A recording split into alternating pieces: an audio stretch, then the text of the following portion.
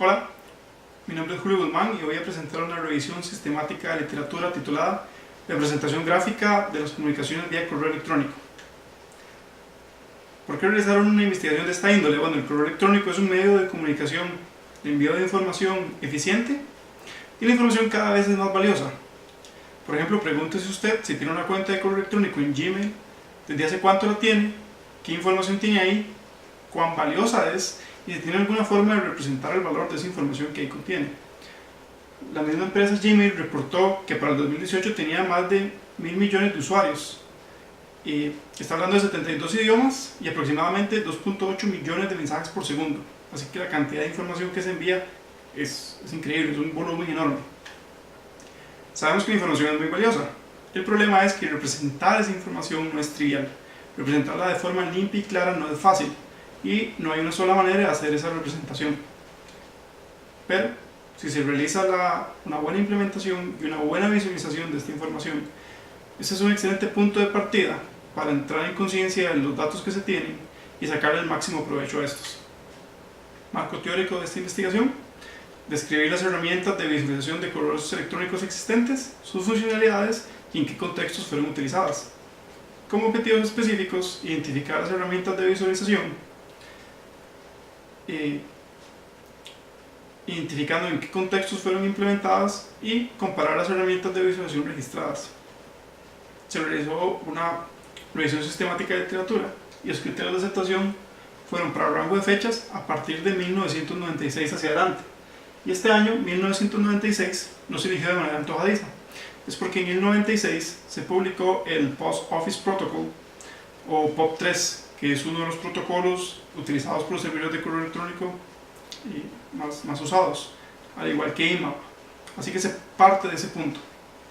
Artículos en inglés y 3 bibliotecas, Springer, IEEE y ACM, esto por recomendación de expertos.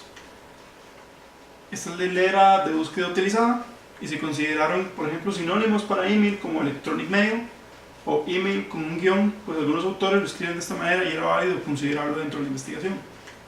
Amenazas a la validez, siempre hay errores por sesgo humano, y es necesario incorporar más herramientas que están fuera del ámbito académico o en otros contextos. Resultados de la ejecución de la hilera de búsqueda: para Springer 141, ACM reportó 93 artículos y IEEE 5 para un total de 209. A pesar de que 209 artículos cumplían con los criterios de aceptación, se realizó una revisión de los resúmenes y los resultados reportados por diferentes investigadores y solo se incluyeron aquellos artículos que reportaban evidencia del uso de una herramienta o una técnica de visualización. Así que eso dio al traste con 15 artículos que son los que son incluidos en esta investigación. A pesar de que se tenía como punto de partida 1996, como se muestra en esta tabla donde están los años de publicación de los 15 artículos registrados en la investigación, el primero es hasta el 2004. Pero hay una buena tasa, casi uno por año, incluso hay uno del 2018, del presente año, lo cual es muy bueno para la investigación, pues es enriquecedor. ¿De dónde vienen los conjuntos de datos que estos investigadores representaron de manera gráfica? Bueno, 7 de ellos reportan que hacen el análisis de entre 1 y 26 usuarios. Algunos hablan del caso de estudiar solo un usuario, otros 3 usuarios, otros un conjunto de 18, hasta 26, 7 lo hacen de esta manera. 2 de ellos hablan de un departamento, 2 utilizan el Enroll Email Corpus, esto es de la compañía Enroll, que es la compañía de energía ubicada en Texas. Enroll lo que hace es que pone a disposición de la comunidad académica un conjunto de aproximadamente 480 cuentas de correo electrónico para que sean utilizadas para ese tipo de análisis. Uno de los investigadores ni siquiera reporta resultados. 2 de ellos dicen que aplicaron su herramienta o su método de visualización sobre un servidor, y uno de ellos lo hace sobre una compañía multinacional con más de 10.000 empleados. ¿Con qué objeto estos investigadores desean representar la información de manera gráfica? Bueno, el 60%, más de la mitad, lo que deseaba era hacer un análisis del comportamiento de los usuarios. Por comportamiento entiéndase velocidad de respuesta, frecuencia de respuesta, cantidad de correos que recibía, y esto para modelar anomalías, situaciones de seguridad, la relación que tenían estos usuarios con otros usuarios, o la evolución de un usuario a lo largo del tiempo en su gestión de correo electrónico. Un 14% lo que busca es hacer la asignación, la identificación de asignación de tareas, a cuántos usuarios se les asignan tareas, con qué frecuencia, quién y cómo se le asignan. Un 13% lo que busca es representar la estructura organizacional y los flujos de comunicación vía correo electrónico. Y otro 13% lo que busca es representar de manera gráfica la difusión de los mensajes. Esto en contextos, por ejemplo, de virus o redes sociales, con qué frecuencia y con qué velocidad se difunde un virus informático, por ejemplo. ¿Cuáles son los mecanismos más utilizados por los autores para representar los datos? Bueno, 6 veces es utilizado el gráfico de dispersión, ya sea en 2D o en 3D. 4 veces un histograma de puntos o de palabras clave. 3 veces un gráfico radial. 2 veces un gráfico de línea, igual 2 veces un gráfico de anillo. El diagrama de flujo una vez. Y estas últimas 3 implementaciones, múltiples matrices, dispersión por ramas y trimap, son implementaciones propias de los autores explicadas en sus respectivos artículos. Es importante recalcar que si se toman estos datos, esto no suma 15, esto suma 21. Y eso es porque hay diferentes autores que no utilizan un único método de visualización, utilizan más de uno con el fin de compararse a sí mismos. Por eso es que esto no va a sumar 15 como los 15 artículos que tenemos. Lo que sí suma 15 es la cantidad de herramientas o métodos registrados.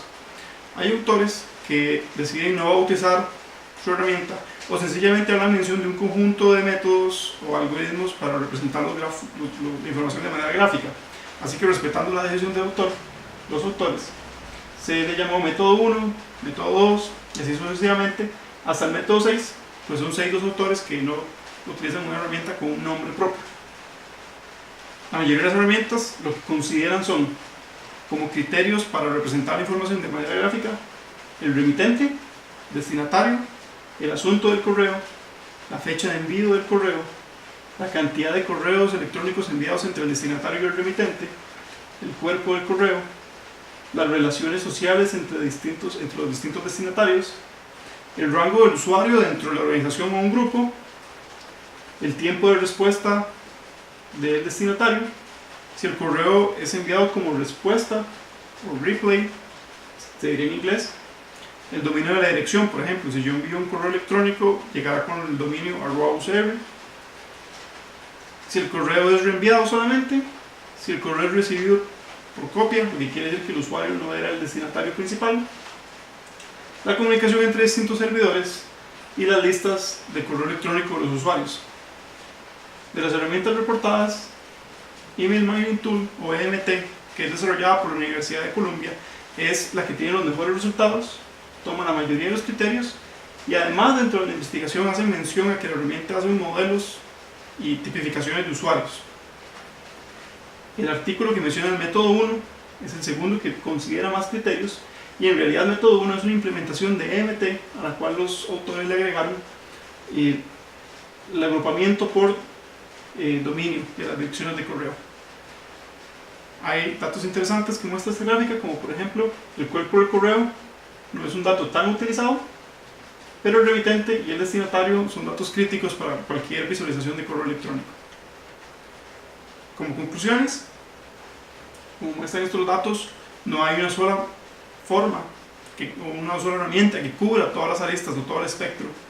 EMT es sobresaliente, sí, pero hay muchas formas de representar la información y eso queda en evidencia. Hay muchos contextos y queda a discreción de cada investigador qué contexto quiere utilizar y cuáles son los objetivos que busca responder o que busca atacar.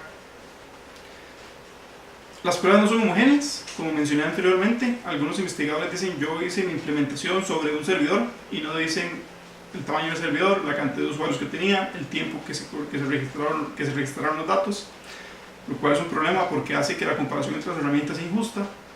El detalle de los conjuntos de correos electrónicos no está bien definido, a excepción del Enroll Level Corpus. Los demás no indican si son documentos adjuntos, si son solamente documentos institucionales o si están tomando todos los correos que reciben los usuarios. Y no hay una tipificación de los usuarios por edad, género, país. Se toma que todos los usuarios son iguales y por lo tanto se puede representar toda la información de forma igual, lo cual es falaz. Como trabajo futuro, de manera de epílogo, considerar herramientas de paga es necesario. Aquí solo se consideraron herramientas en ámbitos académicos, pero también hay herramientas de paga que hacen visualización y representación gráfica de la información en correos, de la información gráfica en correos electrónicos.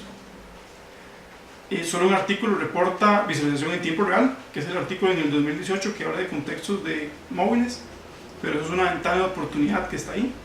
Y es necesario mejorar la documentación de las pruebas cuando se realiza visualización y representación gráfica de la información en correos electrónicos.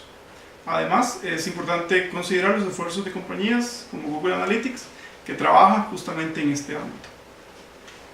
Muchas gracias.